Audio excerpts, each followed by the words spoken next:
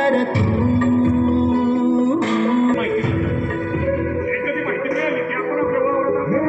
धरणीची हाल तुला जीवाचा रान कर तू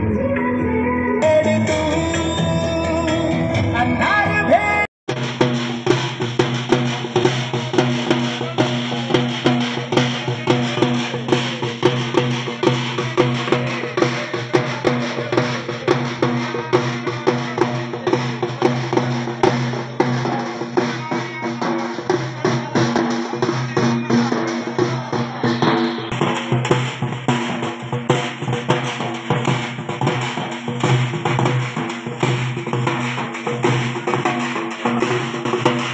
महत्वाचं म्हणजे सत्यशोधक शेतकरी सभा, सत्यशोधक कम्युनिस्ट पक्ष, सत्यशोधक ग्रामीण कष्टकरी सभा आणि सत्यशोधक कष्टकरी महिला सभा यांनी ही उणीव पूर्ण करून काढली किंवा भरून काढली, ही पोकळी भरून काढली. म्हणून मी या सर्व तमाम माता भगिनींचे सर्वप्रथम एक शेतकऱ्याचा पुत्र म्हणून अभिनंदन करतो आणि मग माझ्या विचारांना सुरुवात करतो. कुणास ठाऊक कसा नाही देहाचा भरवसा असं सत्य असताना सुद्धा बरीच माणसं हा सण आपला नाहीच या आविर्भावाने या सणाकडे पाहतात. त्या ठिकाणी सांगताना मला खंतही वाटते आणि अभिमानी वाटतो. अकबर तू या ठिकाणी बसलाय, समोर भावेश व्हिडिओग्राफी फोटोग्राफी करतोय. माझा विद्यार्थी दुसऱ्या एक धुरा खांद्यावर घेतलेली आहे. भुरा मामा समोर उभा आहे, त्याच्या जोडीला गणेश आहे. या गावातले विचारवंत म्हणून घेणारे अभ्यासक, तत्वचिंतक, किंबहुना समाजामध्ये मोठं स्थान असणारे अनेक मान्यवरही कदाचित हे माझे स्वर कानावर ऐकत असतील. परंतु या दिवाळीच्या पर्वाला सुरुवात होताना ज्या सिंधू संस्कृतीचा उदो कधी काळी इतिहासामध्ये एका राजाने करून दिला, त्या राजाचं विस्मरण होता कामा नये.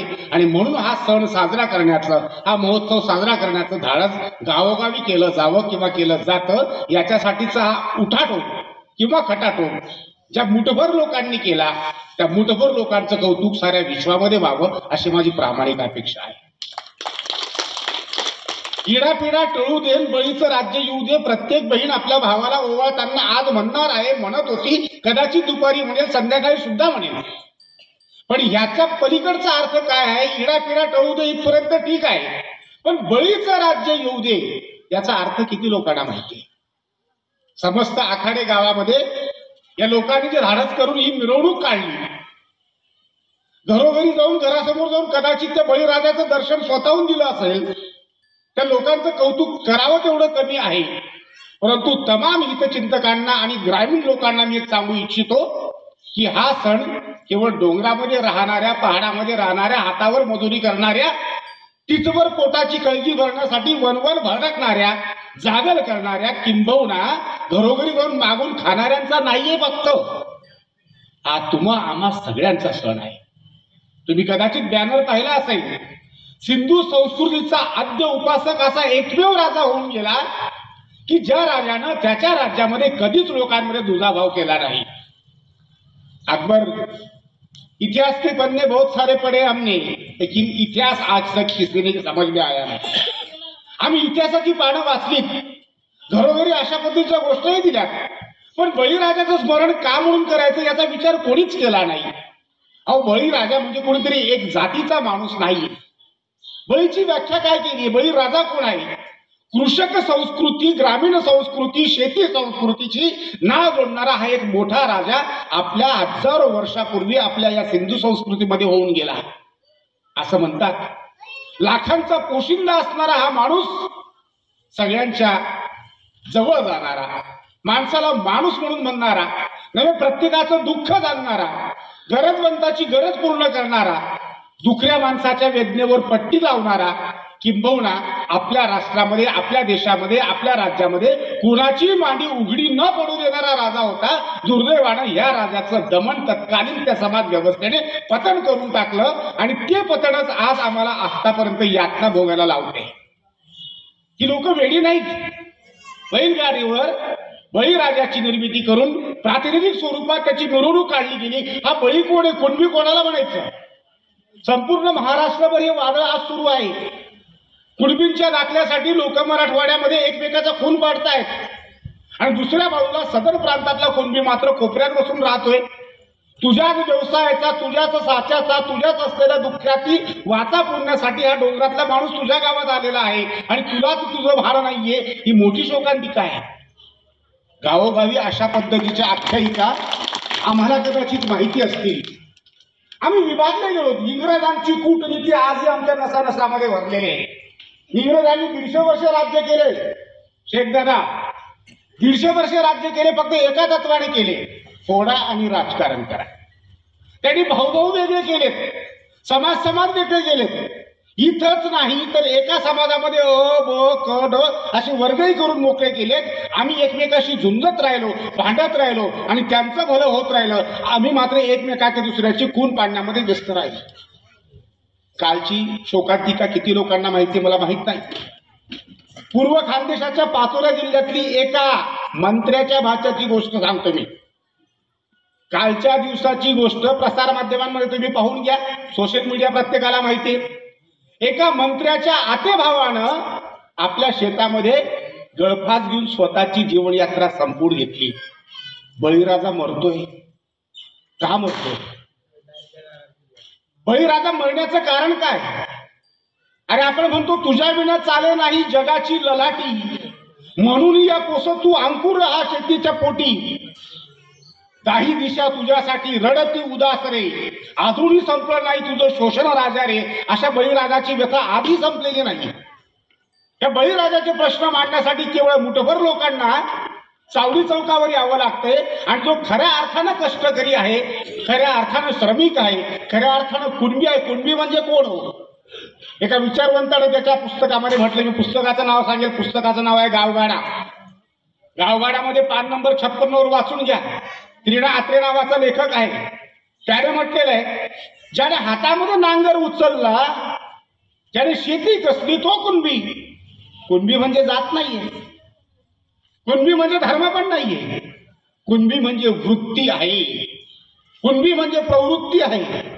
अहो विठू माझा लेकुरवाळा संजय गोपाळांचा मेळा, अशा पद्धतीची धम्मक फक्त अकबर कुणब्यामध्ये आहे. कारण कुणब्याच्या शेत शिवारामध्ये पकलेल्या प्रत्येक शेतावर, प्रत्येक पिकावर जनसामान्यांचा अधिकार आहे. त्याच्या शेतातल्या मुंगीला जेवढं धन्य वाटतं तेवढं त्याच्या शेतात राबणाऱ्या कष्टकऱ्याला धन्य वाटतं. कारण त्याला माहितीये माझ्या धण्याच्या शेतामध्ये पिकलेल्या कणसाच्या दाण्यावर माझाही अधिकार आहे.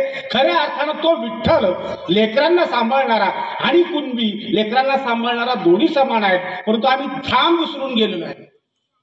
कुणबी म्हणजे विशिष्ट जातीचा माणूस, विशिष्ट धर्माचा माणूस. बाकीचे कुणबी नाहीत असं नाहीये. शेतकरी कष्टकरी सभेमध्ये बसलेला इथं कुणबी जो काय असेल तो प्रत्येक जण शेतीचा छोटासा चटकोरवर तुकडा कसणारा आहे. केवढं मोठं उदात्त मन आहे. फक्त आजच्या घडीला शेतकऱ्यासारखा दिलदार माणूस जगामध्ये आम्हाला कोणाच दिसणार नाही. तुम्ही कदाचित बिल्डिंग उभ्या केल्या असतील, स्वतःच्या गडगंज संपत्तीची तुम्ही आरास लावलेली असेल, पण शेतकऱ्याला त्याचं कौतुक नाही. हजारो रुपयांचं बियाणं मातीच्या पोटी स्वाधीन करून तो त्याच्या घरी जाऊन बसतो, विचार करत नाही उगवेल की नाही, पिकेल की नाही, विकलं जाईल की नाही. मात्र त्याच्यात तेवढी धम्मक आहे की मी हजारो रुपयांचं बियाणं जमिनीच्या आतमध्ये कोरतो आणि लोकांचा पोशिंदा म्हणून जगण्याचा मान मिळवतो. इथं मात्र जर 100च्या नोटीची एक गड्डी असेल रात्री घरात, तर आपण बाहेर गावाला जात नाही. मला 100 रुपये चोरी जातील, 1000 रुपये चोरी जातील. त्या शेतकऱ्याकडे बघा, त्या शेतकऱ्याचा उदो उदो त्याचं कौतुक आजवर कोणी केलंच नाही. पुराणामध्ये मी एक कथा वाचली. पुराणापासून तर आतापर्यंत नेहमीच कुणब्याच्या मानगुटीवर बसणारी लोक या देशामध्ये जन्माला आली आणि म्हणून बळीराजा तेव्हापासून तर आतापर्यंत नागवलाच गेला. छान आख्यायिका वाचायला मिळाली. असा एक दानशूर राजा होऊन गेला या इतिहासामध्ये, या देशामध्ये, या सिंधू संस्कृतीमध्ये, की ज्या राजाला कधीच नाही हा शब्द माहीत नव्हता. मला नाही माहिती माझा आवाज किती लोकांच्या पर्यंत जाऊन पोहोचतो, पण असा एक राजा होऊन गेला की त्याला नाही शब्द माहीत नव्हता. ज्याच्याकडे जोही कोणी गेला त्याची झोळी त्यानं वापस केली नाही, की म्हणून रिकामी ठेवली नाही, काही ना काही देत गेला. दानशूर राजा म्हणून बळीराजाचा राजा होऊन गेला. हा राजा एवढा मोठा दानशूर होता की त्याची चर्चा अनेक राज्यांमध्ये गेली, अनेक देशांमध्ये गेली, अनेक लोकांमध्ये गेली, नाही देवांमध्येही गेली. देवालाही देवदेव करायला लावण्याची वृत्ती अशा दानशूर राजामध्ये होती. आणि हेच कुठंतरी देवांना रुचलं नाही, पचलं नाही, सहन झालं नाही. आणि मग ठरवलं. कूटनीती इतिहासापासून सुरू झालेली आहे. एखादा समृद्ध असेल, जाणकार असेल, संवेदनशील असेल, त्याला संपवण्यासाठी गनिमी कावे लढवले जातात. त्या पद्धतीनं आमचे शिवबा इतरांच्या असलेल्या गनिमी काव्यांना किंबहुना इतरांच्या असलेल्या धूर्त धोरणांनी कुठेतरी अस्ताला गेले. त्या पद्धतीनं आज शिवबारूपी असलेला बळीराजाही अस्ताला गेला. तेव्हाची कथा तशीच होती की काही का असेना की तुमचे फार कौतुक झाले. आम्ही 75-77 वर्ष तुमचा त्रास सहन केला, पण आज याच्या पुढे आम्ही त्रास सहन करणार नाही. हे जागृत झालं पाहिजे, झोपलेलं नाही पाहिजे. तुम्ही झोपतात का? मी पाटील आहे, मी 40 वर्षापासून काय यांच्यामध्ये राहतोय. मला कळलं, माझी भूक कळली. माझ्या अंगावरच्या कपड्यांवर मी जेव्हा गेलो का माझ्या सासरवाडीमध्ये, त्यावेळेस मला कळलं की मागासवर्ग काय आहे, गरिबी काय आहे. आणि नाहीतरी मी माझ्या आईवडिलांचं जीवन मी माझ्या गरिबीतच काढलेलं आहे. मला माहिती आहे गरिबी काय आहे. म्हणून आपण म्हणतो व्यापार व्यापार. अरे भाजीपाला वाला म्हणत भाजीपाला, तो बी व्यापारी. अरे व्यापारी आपण नाहीत,